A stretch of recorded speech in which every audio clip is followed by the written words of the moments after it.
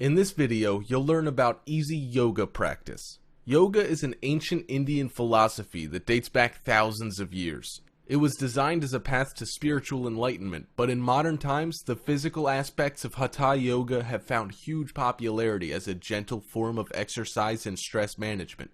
There are many different varieties of yoga, but each one essentially relies on structured poses, asanas, practiced with breath awareness. Researchers have discovered that the regular practice of yoga may produce many health benefits, including fitness and normalization of blood pressure. Yoga is a renowned antidote to stress. Over time, yoga practitioners report lower levels of stress and increased feelings of happiness and well-being. This is because concentrating on the postures and the breath acts as a powerful form of meditation. If you can breathe, you can do yoga, well-known Iyengar teacher Patricia Walden once said. Hence, yoga is becoming so popular today. Do you know what the biggest benefits of yoga are? Number 1. Improved strength. Routine and consistent practice of the various yoga asanas has helped people to build strength and improve lean muscle mass, most notably with respect to several muscle groups underutilized in chosen athletic disciplines of swimming, cycling, and running. These gains have enhanced core body stability and significantly impeded overuse injury by strengthening the supportive but otherwise underdeveloped muscles surrounding the more utilized muscles, creating a more balanced and optimally functional overall strength. Number 2. Balance. Through a consistent yoga practice, you'll notice that your coordination and balance have improved immensely. Why is this important? Better balance and coordination means enhanced control over how you move your body, which in turn leads to better technique and form. Number 3. Flexibility. Yoga invariably improves joint and muscular flexibility, which is crucial to the body's overall structural soundness. Enhanced joint and muscle pliancy translates to a greater range of motion or an increase in the performance latitude for a particular movement or series of movements. For example, a swimmer with supple shoulder and hip joints is able to capture and pull more water than a swimmer with a more limited range of motion. The result is more forward movement per stroke as well as enhanced muscular economy. In turn, this increased range of motion provides a greater ability to strength condition a particular muscle group due to the amelioration in overall force that can be exerted with each movement. Number 4. Free your mind. The ability to create a stress-free mind is a significant benefit of yoga practice. The physical practice is used as a tool to enhance breath control, which helps improve focus and concentration, allowing clarity of thought and clear decision-making. It is a valuable tool in any sporting arena. Mental practice in any sport will teach you how to gain control of your emotional states so arousal levels and anxiety don't impede your performance. Number 5. Reduce anxiety and stress. Yoga helps you reduce cortical levels and increase calming hormones, improve cognitive function, reduce blood pressure and heart rate, and increase immune function. These benefits combine to allow for better rest, sleep, and recovery, as well as provide the ability to think more clearly under pressure.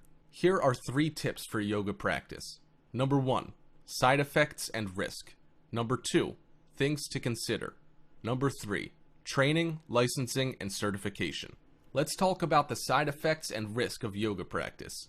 We all know that yoga is generally low impact and safe for healthy people when practiced appropriately under the guidance of a well-trained instructor. Overall, those who practice yoga have a low rate of side effect, and the risk of serious injury from yoga is quite low. However, certain types of strokes as well as pain from nerve damage are among the rare possible side effects of practicing yoga.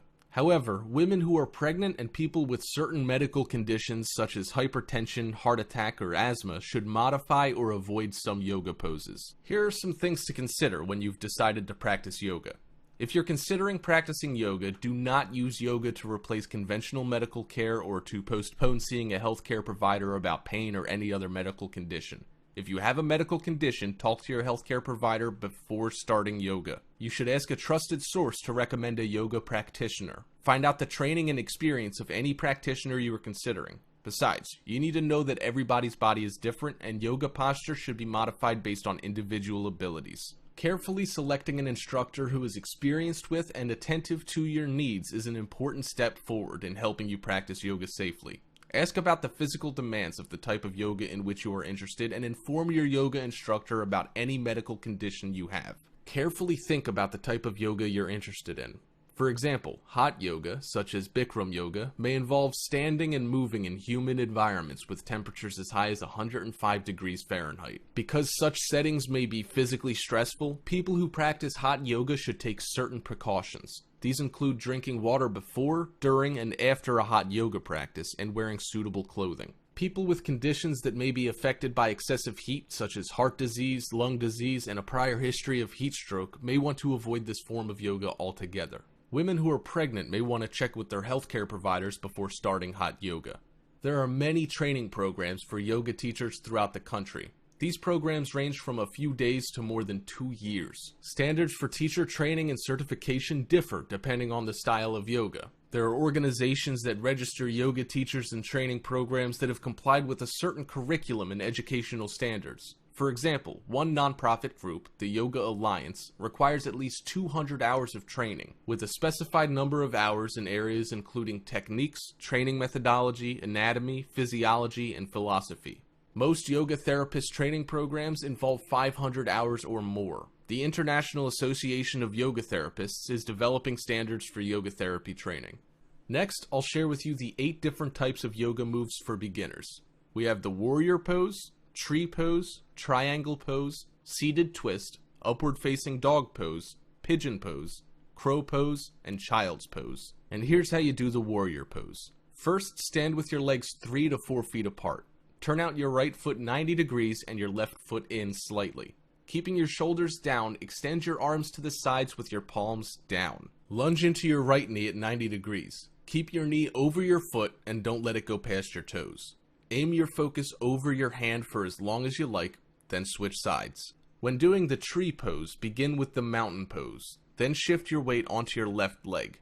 Keeping your hips facing forward, place the sole of your right foot inside your left thigh and find your balance. When you're there, take a prayer position with your hands. To kick it up a notch, reach your arms up as you would in a mountain pose. Be sure to repeat on the other side. For the triangle pose, take the warrior pose on your right side without lunging into your knee. Then touch the inside of your right foot with the outside of your right hand. Reach up to the ceiling with your left hand. Turn your gaze toward and past your left hand to stretch your back. Don't forget to repeat it on the other side. For seated twist, first sit on the floor and extend your legs. Cross your right foot over the outside of your left thigh. Bend your left knee, keeping your right knee pointed towards the ceiling. Keep your right hand on the floor behind you to stay stable, and place your left elbow to the outside of your right knee. Twist to the right as far as you can, moving from your abdomen.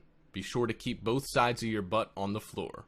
Do this on both sides. When doing the upward facing dog pose, first lay face down on the floor with your thumbs under your shoulders and your legs extended with the tops of your feet on the floor.